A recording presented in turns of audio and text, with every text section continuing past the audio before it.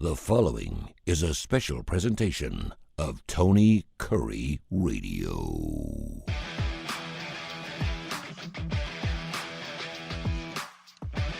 Back to the Keefer and Kurre show right here on the TKR and Tony Kurre Radio, and I'll have you know that Keefer, of course, does a show called Need to Know every single week, and sometimes he'll be talking about something that is so interesting to me that I'll actually come up with an idea, and right after he gets done with the show, I was like, let's go ahead and do another show, and we can knock out our Keefer and Kurre show, which is a show, by the way, we should probably be doing 3 or 4 times a day, not 3 or 4 times a week.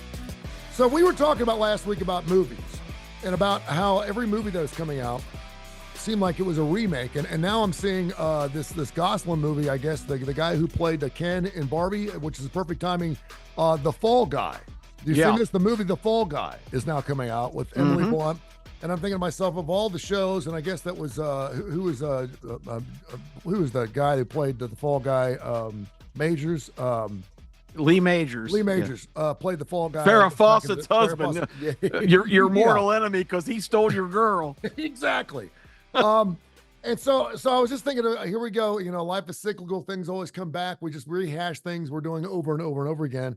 And so I was up in the middle of the night about a week and a half ago, and I need some wardrobe, since we're doing the ABC 3340 thing, and I'm on television a lot more, and I'm doing stuff on Fox 6 and stuff. I get friends of mine saying, dude, you need to buy some more suit jackets. You need some more pants, because I usually don't buy any clothing. I usually just wear free stuff. I used to always get free clothes. It usually had someone's insignia right here, and you'd see me wearing it at church. So I get online, and I have a hard time finding pants that fit me. I wear 34, 36s. Wow. And so I'm online, and somehow I found this 34, 36, knowing, because I'm not a guy that orders online. I like to go in the store. Yes. I like to try it on. I'm walking out of the store. I know what I got, and I'm happy with it. I don't have to sit there and get excited for a week. Pants show up at the door. They don't fit, because I know I'm kind of a tall, lanky kind of guy. You know, they're not talls. And I know I'm going to be returning the things, and I'm never going to return them. They're going to sit in a box for 3 months. I'm going to end up buying a $75 pair of pants that I'm never going to wear. And so I'm like, so I took a shot. So I ordered 2 pairs of pants. They're the best pants I've ever worn. Wow. I got on Fabric. Yeah, there's a lot of those. Yeah, go ahead. You know what I'm talking about? And so that is just like a generic name now, Fab Athletics. Yeah. They got them everywhere. And then they push you out there to all these different stores, Eddie Bauer and Land's End or whatever. And they all have this type of material. And so I got the pants, and I'm wearing a pair of pants right now. And I wore a pair of pants last week. I got 2 pairs of pants, the most comfortable pants I've ever worn. And then I realized that these are the same pants that I was wearing when I was working at Kentucky Fried Chicken. That was what, like 35 years ago? Which was like 50 years 40 ago. years ago. I'm thinking to myself, I said, you know, these pants, they're stretchy. They're stretchy. They're like polyester pants. Yeah. They're like polyester pants. And I was like, you know, we've been waiting around trying to, because we're fat, right? We're all overweight. We're 30% of us are morbidly obese. And we're always trying to find things that it's not athletic, it's stretchable. We need stuff that stretches. If it doesn't stretch, we can't wear it anymore, right? Because if we get something that does get a little tight, if it stretches, we don't think we're getting fat. We get more use out of it. So I'm starting to think of things that are cyclical in life that go back. I'm like, great, now I'm wearing the same pants that I wore. And then yesterday, go with me here. Yesterday, I hear that for the 17th consecutive year in a row, vinyl record sales are up. Okay. And for only the second time since 1987, vinyl sales were higher than compact disc sales goes. Wow. I also come to find out, and this is really interesting, we sold 49 million albums in 2023. In 1978 was the high year for vinyl sales. We sold 349 million albums in 1 year. And a lot of that was because of the number 1 album from January through April, which was an album you may know called Rumors. Yes, sir. And from April through July 1st, we only had 2 number 1 albums from January 1st to July 7th, the second one being Saturday Night Fever. And I'm thinking to myself, here we go again. They're trying to tell us that vinyl is back in our graces. That don't throw away your vinyl. Vinyl's heavy. I've got 16 peach basket crates of albums. I got 5,000 albums. Every time I move, I have to move these albums and I don't play them anymore. And everyone keeps saying, don't get rid of them. They're going to be like your baseball cards. You're going to want to hold on to your baseball cards. And I said, here comes another thing that is cyclical that everyone's telling me not to get rid of. And all of a sudden, album sales are going back up because they're romantic. 57% of people who like albums say they just love to have something to look at, something to hold. You can make an argument that books really never went out. Everyone was talking about Books a Million in Barnes and Noble. They're going to go out the door because everyone's going to be reading books online, but there's still something still sexy and romantic and very pleasurable about holding a book in your hand and reading it at night in the bed as opposed to reading it on a computer on a blue screen. So I wanted you, and again, we may not even use this segment. We may not even use this. I want you to think about some things in your life that are cyclical for you, that have come back a full circle in your life that you may be surprised by. You can go as far as going to pet rocks. You can go to whatever that touched your fancy back in the 60s, 70s, and 80s. Things that came back. Yacht rock. Yacht rock is not yacht rock. It's just music we've had around for 50 years, and it sounds really good again. And yacht rock is really hot right now. It's just great music from the 70s. I know you will love that type of music. Oh, man. I'm playing that type of music on my radio station. I love it. So, or stuff that has not come back, that will never come back, that we don't want to come back. 8-track tapes will never come back. They will never come back. They may be sexy. They may be cool to look at. They may be neat to hold one in your hand, but we'll never, ever listen to 8-track tapes again. I don't care how sexy it is. Albums, kind of a pain in the ass. But yeah, there's something neat about hearing the pops and the crisps. Well, let me ask you a quick question before I respond. Please. What are people playing these albums on, Tony? I don't see a lot of advertisement or talk about and I'm gonna really, I guess, phonographs or record players. What are people playing these albums on? Where are they getting the equipment? You can now buy albums or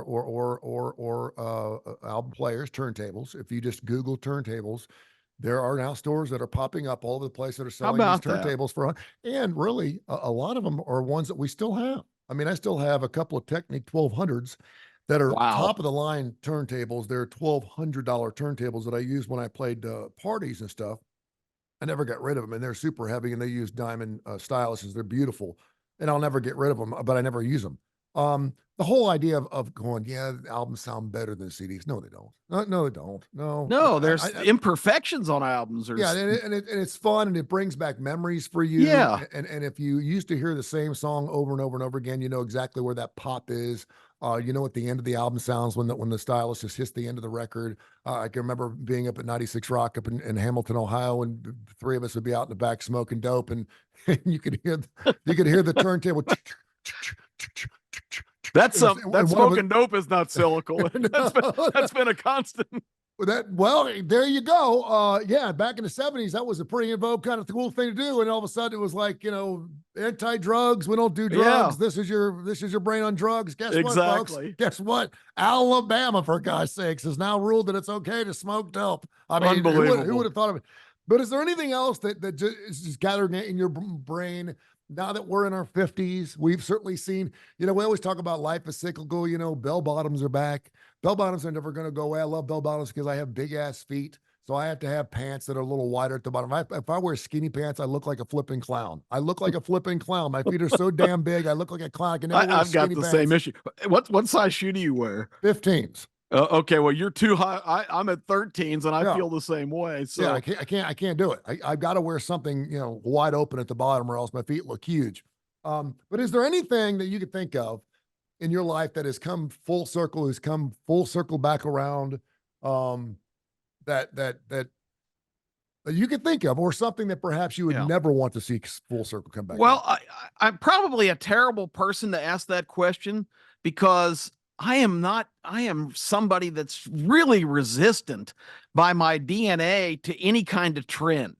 I'm not a trendy kind of guy. I'm not heavily influenced by what everybody else likes. I've always been kind of kind of a stubborn ass, arrogant, of knowing what I like and what I prefer. And I kind of feel like most of my life, Tony, that I have pretty much stuck with the things that I've always gone with. Now, I will say, at one time, I had a very impressive vinyl album collection, probably, I don't know, maybe 150 different albums, because at one time that was the way you listened to music, and I loved it. You know, I I don't know what happened to those albums. I don't know if I gave them to my sister or if I just left them. I abandoned a couple of addresses and never went and gathered up my thing. I don't know what happened to all the albums I have. I cannot give you an actual description of what happened to them. I had one of the best Christmas or birthday presents I ever got. They gave me this really cool stereo with the turntable, and you could stack about 5 albums, and you know, one of them played out, and then the thing would back up, and they dropped the next one, and it was just constant entertainment. How cool was that? Oh, that was awesome. You could do it with 45s too. You could do it. There was a 45 adapter. You could use a 45 adapter. Yeah. That was just cutting edge technology back then.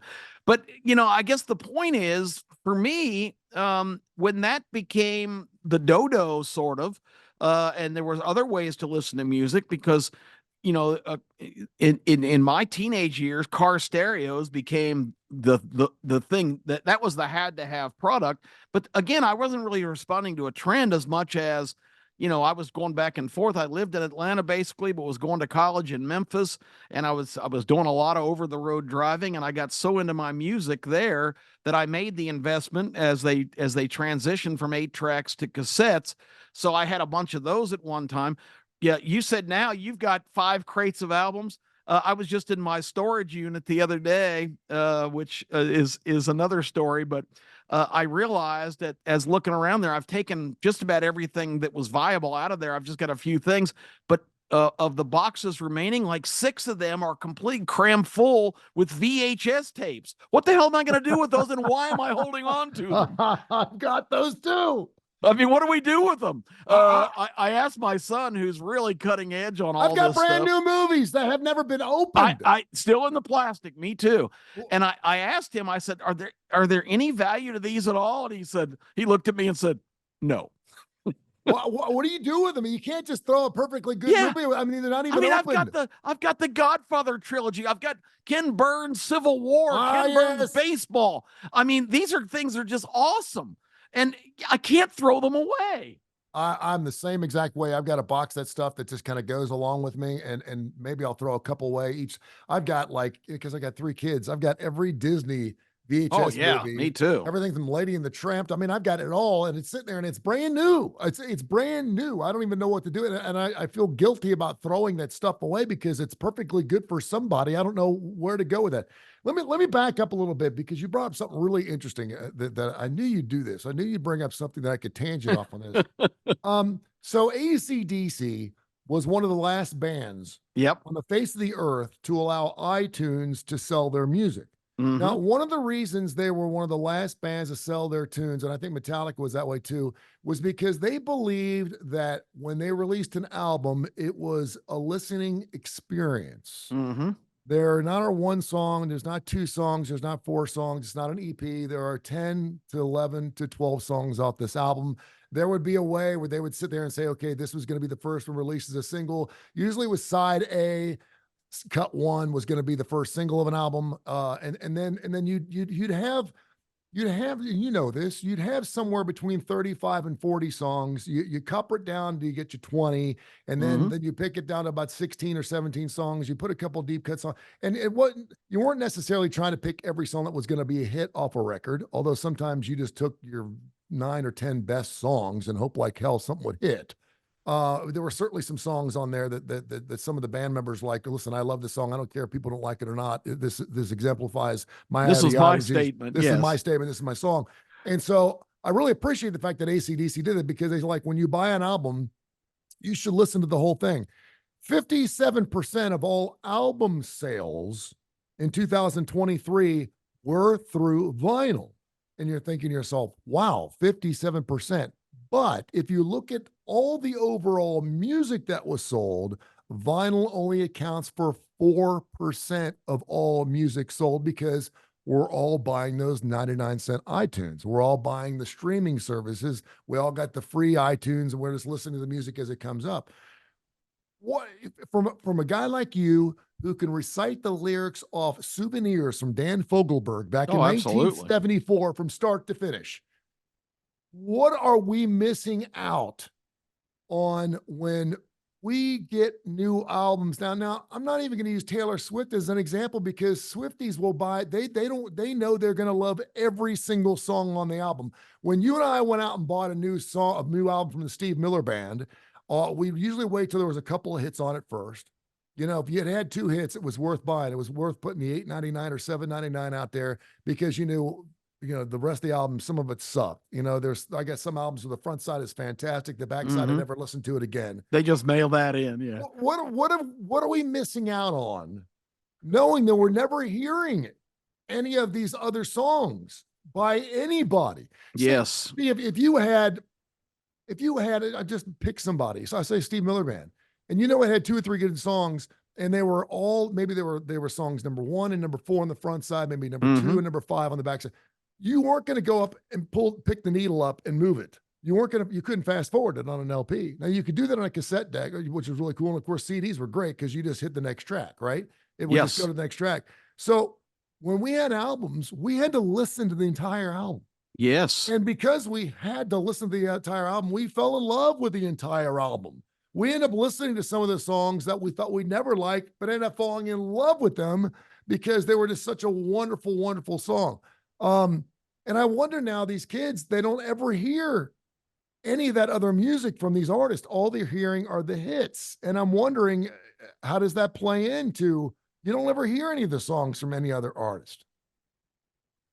Tony, now you've inspired me on something, because the artists that I really was into, that I really loved their music, I couldn't wait to listen to the entire album. And to this day, I can name 15 or 20 songs that in this era I never would have known existed, that are my very favorites.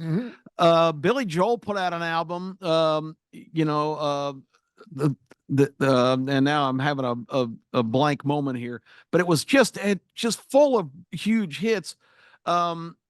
Well, we all have a face that we hide away forever. That was the not Glass oh Houses. what was the name of that song? It's killing me. It's the name of the album too. The Stranger. Oh, Stranger, remember the face of the Stranger? We love to try them on. But there's songs on the back of that album. One of them called "I've Loved These Days" that was never any song that anybody ever knew. It's one of my favorite Billy Joel songs ever. In fact, Billy Joel is supposedly going to have a TV special playing live at Carnegie Hall or somewhere here in the next couple of weeks. Madison Square Garden. Madison Square Garden. That's even better. His 100th show. That's awesome. Because another one of my favorites was we're just off, as I always do, get off the track.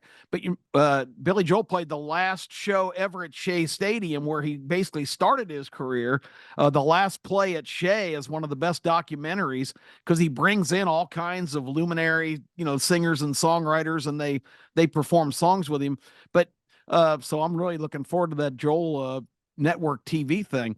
But there's so many songs like that. And here's another interesting example. My friend Mark Random, who you've met, heard a song somewhere, and he went to look for the album, the vinyl album. This is back in like the early 70s. And he found one he thought was the artist that he'd heard the song, and it turned out to be a completely different group that and the song he was looking for wasn't on there.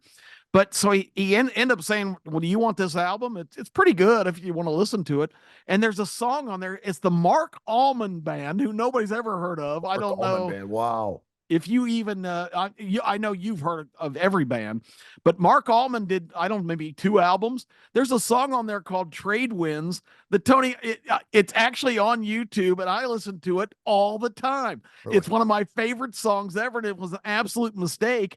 But there's so many songs like that. And I like you said, I have the capacity to, if I love a song, I listen to it over and over, and I just absorb the lyrics. And 50 years later, I can still recite them or sing them usually sing them, because I sing along with everything I listen to. But the other point I wanted to make is I don't have any inclination or desire to go back to albums, because when I moved to my new address here, the first thing that I did is put in something that I always wanted, was a home studio. Mhm. I've got the 130-inch screen. I've got a projection mounted, a ceiling mounted projector. I watched all the NCAA games over the weekend, and the Braves start of the season, and Nice. I was just in heaven all weekend here. But probably my favorite thing even is to just leave the screen out of it, because the other big investment was the sound system, which I've got this surround sound extravaganza system that's tied into my projector, and I just love to go to different music services. I can just bark out a song to Alexa and she'll fire it right up. And the quality and the sound is so amazing in my studio, listen to my music, that I can't imagine going back to vinyl. This is 100 times better. So No, I know it's nostalgia. I know it's comfort zone stuff for people, but technology now allows you, and I don't think I could ever go back. no, and I do wonder. Listen, it all comes down to the mighty dollar, right? I mentioned this, and maybe I didn't. One in every 15 albums sold last year was a Taylor Swift album. Oh, that's incredible. 1 in 15, Kip. I mean, that's What a phenomenon she is. Out of the 390,000 or 390 million albums sold in 1978, maybe. Well, I mean, if you do the math, you'd have to sell, in order to get 1 in 100, you'd have to sell 33 million albums. So, I mean, that's just crazy. So she single-handedly has brought back the vinyl aspect. Incredible. To what, but it was going up the 14 or 15 years prior to last year. So obviously it's been trending up. I do wonder, and our good friend Damon Johnson, who of course we had on ABC 3340, who's the lead guitarist for Leonard Skinner. One of the things he did was he sold albums. He's like, people are into albums again. It's a sexy thing. I don't know if people actually get the albums out and listen to them, because you have to consider it's Leonard Skinner, right? So your average listener is 30, 40, 50 years old. There's your album listeners. I bought the album just as a frameable. Yeah. Something I could frame. I'll never take it out of the package. And again, the last time I played an album, I bought a floor unit, a Kenwood floor unit from 1964, something. It was at I was in Garden City at an auction up there, and they had a floor unit that looked like the one my father used to have. It was one of the old floor units that it was huge. It was yeah, my parents had one too. It was the length of the living room. Yeah, about waist high and about 6-7 feet long. Yeah. Yeah, you'd pull the hatch up, and there'd be the turntable and all the buttons, and the legs were catty corner. The legs were set out so it could sit. It's a piece of furniture. It was a piece of furniture, and do not sit on the stereo. Oh, absolutely not. My dad, do not sit on the stereo. But I mean, we fired that thing up. I can remember listening to my favorite K-Tel albums. There was one called Dynamite that I remember listening to, Taking Care of Business on my dad's floor unit. But I put it out in the garage, and I put a couple of, and I think I even made a post about it, saying that the Doobie Brothers never sound better to listen to a Doobie Brothers record on this old piece of crap, and the needle was just horrible. But again, I don't know why people are buying albums. I don't know if they're actually listening to albums. I will say this, for people that are like, don't get rid of your albums, you're going to be worth money someday. This is not the baseball card revolution. They're not going to be. Well, now you go down to Charles and Fifth and Charles, or Charles and Second, or whatever the hell that place is in by the Galleria. Yeah, they're selling Journey Escape albums for $36. Unbelievable. But people ain't buying them for $36. That you can get on eBay and you can check out Leonard Skinner's thing, and you can find Second Helping, and it's $43. It doesn't mean people are spending $43 on it. That's what it's going for. Just because it's for sale on eBay doesn't mean people are getting what they're asking for. Yeah. So you can still go back and find these K-Tel albums for $6.99, $7.99. They're actually cheaper than they were when you actually bought them in the store. And then do you remember those K-Tel albums, and once in a while you'd actually buy one and it wasn't the original artist? It was all songs that were supposed to sound like the original artist, but it wasn't the original artist. And you felt like, why was this only $3.99, not $7.99? Yeah, that's why. Yeah, it's because it wasn't really Randy Bachman singing that BTO song. So it's a sexy thing. It's cool to have. I made I made a coffee table out of my albums. I got a piece of plexiglass and put it over top my albums, which I may do again someday now that I'm a bachelor. Still in the package, huh? Still in the package. Yeah, you never open the albums. No. So I'm just thinking of a business idea here. Why don't we make a deal with a bunch of bands and just do the sexy thing? It sounds to me like isn't having the actual album if you're never going to open the package. It's just having the cover. Because the albums that was the coolest thing. And also I love back in the day that there would be like an insert in a lot of those albums telling the stories behind the songs that had all the lyrics to the songs. Dude, the lyrics. I mean, there was just so many cool things if you bought an album. So, maybe people don't understand. You would go, could you imagine getting a Taylor Swift album right now? Say if you're 16 or 17, listen to the radio right now, listen to Keefer and Kurre show here on TKR. You go buy the Taylor Swift album and you don't know what the lyrics are. The only way you're going to know the lyrics is to listen to the songs over and over and over, which is what a lot of Swifties are going to do. But now all you got to do, I remember sitting around a table one night, higher than a kite, listening to the Hollies' Long Cool Woman in the Black Dress. And a friend of mine said, could you please find out what the lyrics are to that song? And I said, no. I said, no. And he was like, you don't know what the lyrics are to Long Cool Woman in a Black Dress? This is 1987. I said, no, I don't. And if you go back and try to listen to the lyrics, it's hard to tell what the hell he's really singing. Hard. But now you can just go on the internet and put lyrics to Long Cool Woman and you can find out anything you want. For gosh sakes, what was it? Louie? They didn't play on the radio for a couple of years because people didn't know what the lyrics were. They thought they were cussing during the song. So a lot of AM stations were like, we're not playing this song because we're not sure what in the hell they're saying.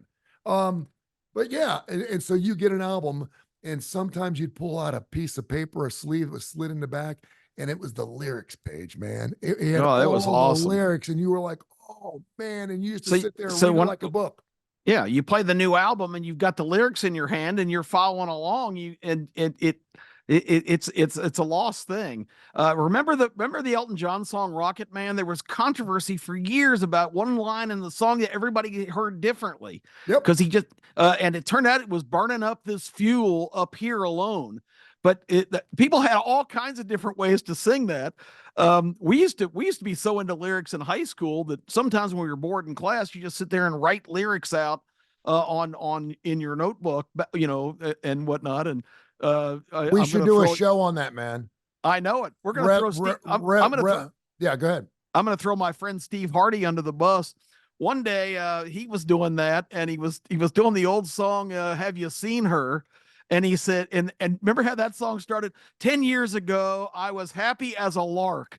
But Steve had kind of heard the song differently because when he showed us his notebook, the first line he wrote was 10 years ago, I was happy as a log.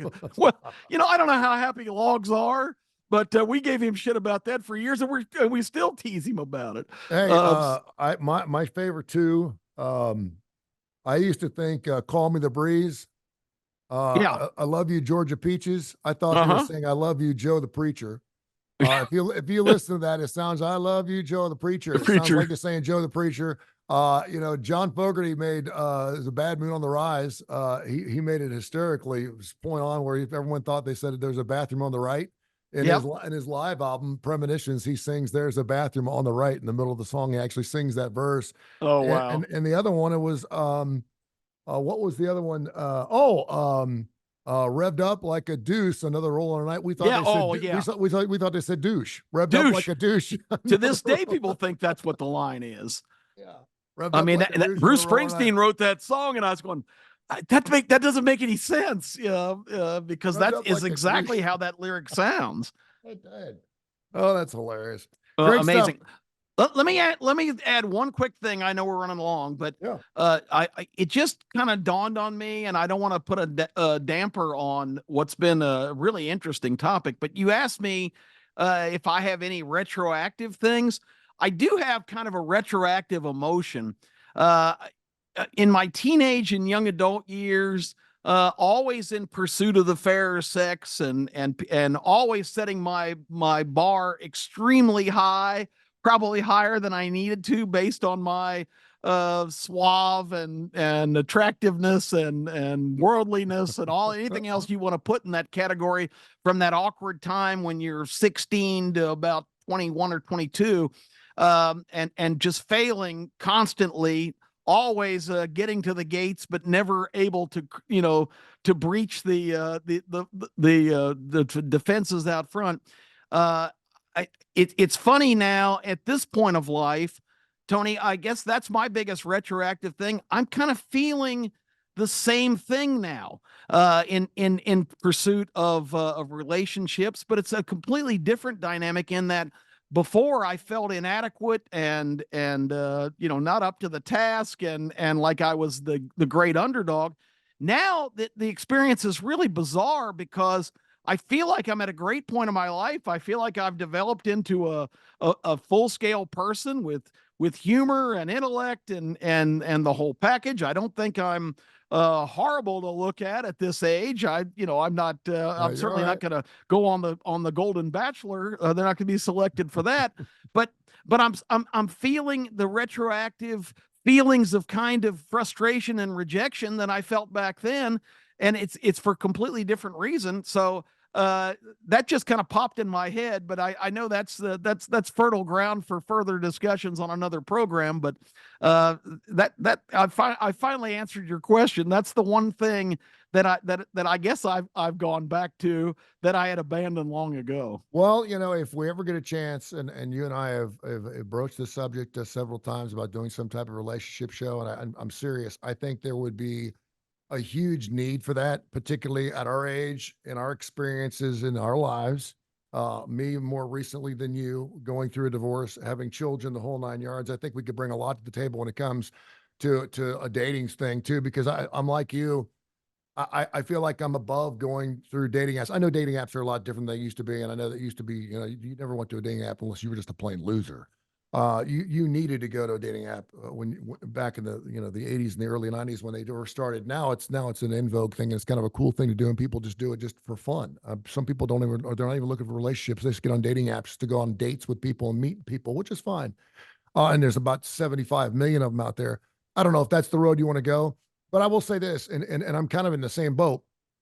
And again, I have not been divorced as long as you have. But I am finding myself needing to be, I've got to put myself in the right position to meet the next Mrs. Keefer. And so, if I'm not putting myself in a position to meet those people, you just can't sit around the house all day watching television, waiting for the phone ring because they can't find you. And it used to be when you were on the radio a lot, that was a great place to meet a lot of women. No, for sure. Being on the radio. Now, sometimes it was 3 Of course, o'clock. you always had to worry about Play Misty for me, but you no doubt. You've experienced. There were many a night where I picked up a Domino's on the way to someone's house at 3 o'clock in the morning and prayed to the Lord that I was going to be sharing that pizza and not throwing her out here at the door and running out the other side. Yeah. Yeah, it'll come back around for you, man. Life is cyclical. It'll come back around for you. And now that you are older and wiser, I always tell myself, just because you're older and wiser doesn't mean you're smarter. Yeah, I was young and clueless. Now I'm old and wise, and it's the same results. You could be fast and not quick. Yeah. But it'll come back around for you. It'll get there. It'll get there. So that's my cyclical example that I can come up with. But I love the topic. And I always like when we get into music that this is like being able to exchange ideas with the ultimate professor on the subject, because, again, every time that people talk about the show, everybody in this community talks about Tony Kurre. You were such a huge part of so many people's lives, and you've always got that. They should build a Tony Kurre statue in front of the old what used to be the Dick Broadcasting and then Cumulus building now, but there should be a Tony Kurre statue out front. Well, I appreciate that, my friend. Catch up with you on Saturday, 10:30, 11 o'clock. Starting That's going to be great. It's gonna be I can't wait. Keefer, I jet out right after the show for the Final Four. So I can't wait. Good. We're going to have Mark Ingram, of course, the UAB Athletics. That's going to be awesome. Join us on the show as well. So we'll see you on Saturday morning, my friend. Thank you, Tony.